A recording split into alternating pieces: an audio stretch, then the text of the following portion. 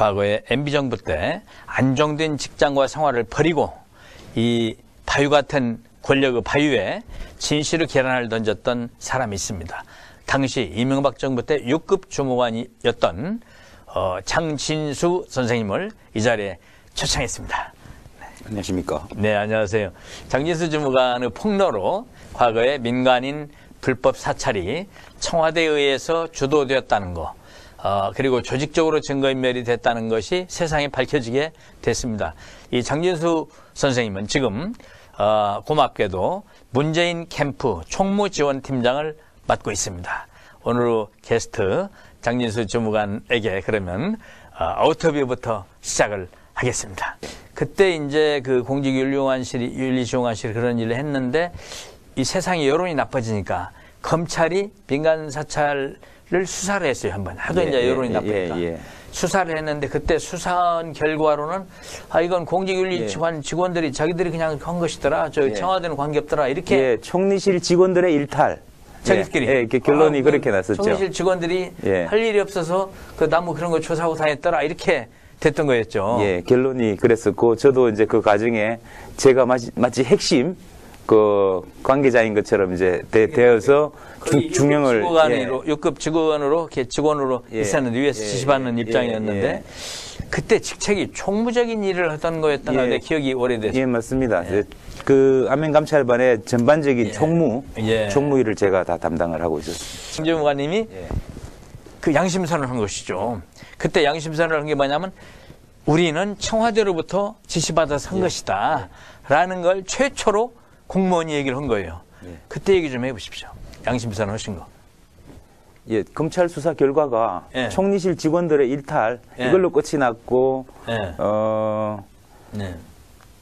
제가 진실을 말해야 된다는 생각은 처음부터 하고는 있는데 뭐 여러 가지 갈등을 거치면서 진실을 말하지 못하는 고통도 컸습니다. 그런데 그렇게 해서 그냥 이것을 묻어둔다는 것은 제가 이것을 어떻게 평생을 안고 살아갈 수 없다. 그 고통이 마음의 고통이었죠. 그렇게 판단하고 그때는 애들도 어렸지만 애들이 커서 봤을 때도 그렇고 아빠로서 이런 모습은 아니지 않겠느냐. 또 공무원이 된 이상 언제 그만둘지는 끝이 날지는 모른다 하더라도 마지막 도리로서 진실을 국민들한테 떳떳하게 밝히고 책임질 일은 책임져야 되겠다. 이제 이렇게 해서 사실을 있는 그대로 말씀드렸죠. 그래서 청와대의 지시로 움직였던 조직이 있고 그 영포 라인에 있던 이영호 비서관이 실제로 이 조직을 장악해서 움직였던 안면감찰반이 그렇게 사찰이 일어났었고 그랬던 부분하고 뭐 총리실 내부에서도 뭐 특수활동비 관련 횡령건이라든지 이제 여러 가지 추가의 사실들을 다 말씀드리게 됐던 거죠. 우리 말씀 나누기는 중에 또 보니까 댓글도 많이 올라오고 화살촉도 많이 쏘셨네요. 최인지 2017님 화살촉 20개 선물 감사합니다. 좀 전에 성난 토끼님도 참 감사합니다. 당시에 참 대단한 게 또 뭐냐면 5천만 원 관봉돈 얘기 아니십니까? 5천만 원 관봉돈 화면이 있으면 좀 보여주십시오.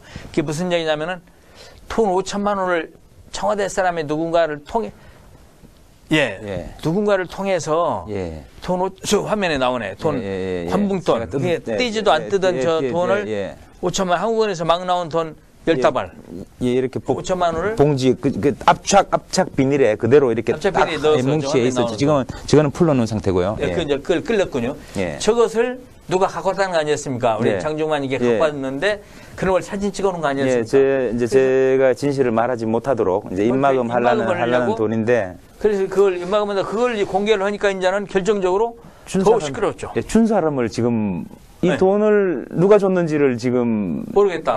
출처를 못 밝혔고 저한테 전달했던 이제 유충렬 국장이라는 분의 말에 의하면 본인의 장인어른이 돌아가시기 전에 줬던 거를 가지고 있다가 이제 저한테 전달하게 된 거다라고 그게 우리가 볼 때는 상식적으로 안 믿지. 그 사람이 뭐가 깜깜해서 자기 개인 돈을 그것도 그런데다가 또 돌아가시기 전에 장인어른이 그렇게 했다는 것도 그거는 좀 뭐 증명될 수 없도록 만들려고 그렇게 이제 핑계를 댄 것 같고요.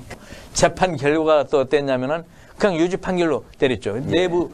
내부 고발을 해서 이렇게 세상에 진실을 드러내는 용기를 가지고 목숨 걸고 했는데, 그런데 그냥 불이익이 엄청났죠. 불이익을 얘기 좀, 판결이 어떻게 났습니까?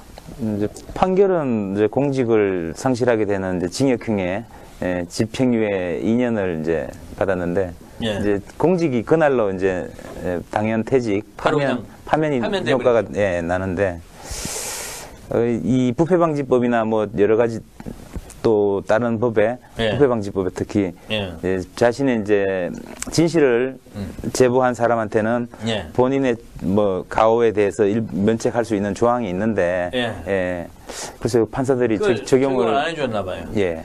그래서 청와대 개입을 알려준, 세상에 알려준 그런 정말 결정적인 양심수사를 했는데도 불이익만 잔뜩 받은 거죠. 탄압받고 잘리고.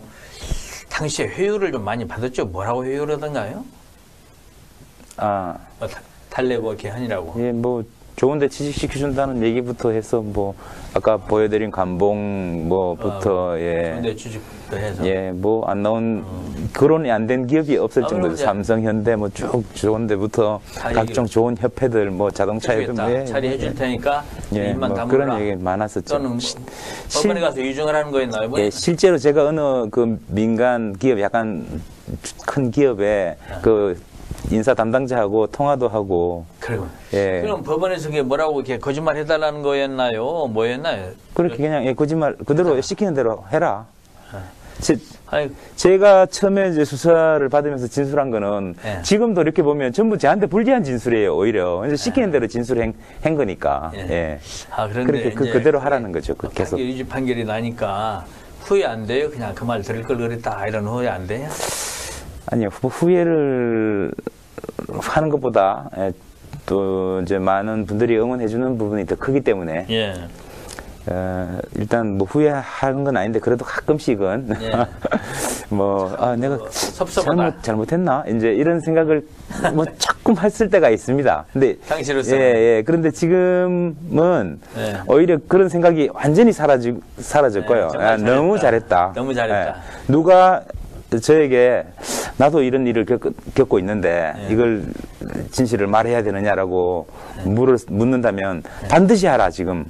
저는 그렇게 말씀드릴 수 있습니다. 그냥 양심으로 목욕한 것처럼 양심 한 바퀴에서 해서 물 뒤집어 쓴 것처럼 진짜 새로 태어난 기분으로 보기에도 얼굴이 아주 밝아요. 그래서 점점 상태가 좋아지고 있는 상태로 정말 좋습니다. 지금 실제로 몇 년 전에 잠깐 뵌 일이 있었잖아요. 나 무슨 좋은 말씀 드리려고 그때보다 지금 얼굴이 많이 좋아졌습니까?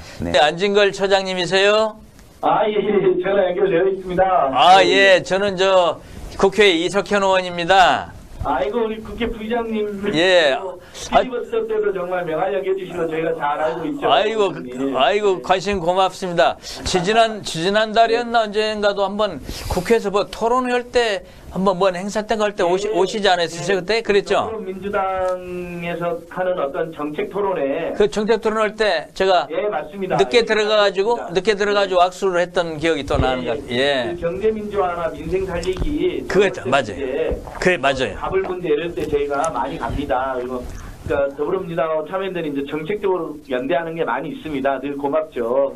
정말 감사합니다. 아주 여러모로 많이 민생 문제에 대해서 좋은 제언도 해주시고 정책 우리가 입안할 수 있도록 많이 도와주시고요.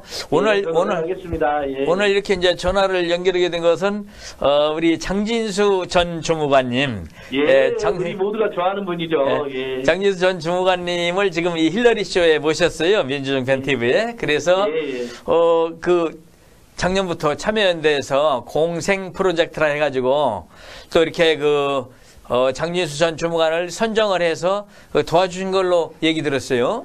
그러니까 우리 민간인 사찰의 폭로에서 이명박 정권의 그 치부를 적나라하게 드러나고 결국은 공무원에 쫓겨나셨잖아요. 우리 장진수 주무관님이. 그랬어요. 제가 인간적으로도 그렇게 어렵게 사는 분들을 많이 돕는 그런 마인드들이 있고 더 나아가서 이렇게 내부 재부조화를 했다가 어려움을 겪어서는 안 된다. 그렇죠. 오히려 이분들이 떳떳하게 잘 살 수 있어야 된다. 그렇죠. 공익제보자 생계비 지원 프로그램이라는 것을 뜻 있는 분들이 기부를 해주셔서 아름다운 재단에서 반환을 했습니다. 정말 좋은 일 하시네요. 박원순 박원 시장님이 옛날에 만든 거 있잖아요. 아름다운 재단. 그렇죠. 예. 이 아름다운 재단이 펀딩을 하고, 대신 아름다운 재단이 이렇게 직접 지원하고 이렇게 선정하는 것은 전문성이 좀 떨어질 수 있으니까 참여연대가 공익 제보자 지원 운동을 했던 어떤 민변이나 참여연대 같은 데가 모여가지고 일종의 컨소시엄을 형성해가지고 공모를 받아서 작년에 한 15분 선정하셨군요. 한 달에 20만 원씩, 아니 한 달에 200만 원씩. 정말 좋은 일 하시네요. 근데 부의장님, 그리고 여기 뭐 지금 TV 시청하는 분들께 부끄럽습니다. 아니요. 공익 제보하시는 분들이 한 달에 300~400원 있어야 그래도 먹고 살 수 있는데 좀 더 많은 기부가 있고 저희들도 더 노력을 했으면 좀 더 드렸어야 되는데 한 달에 200씩밖에 그리고 6달밖에 못 드렸어요.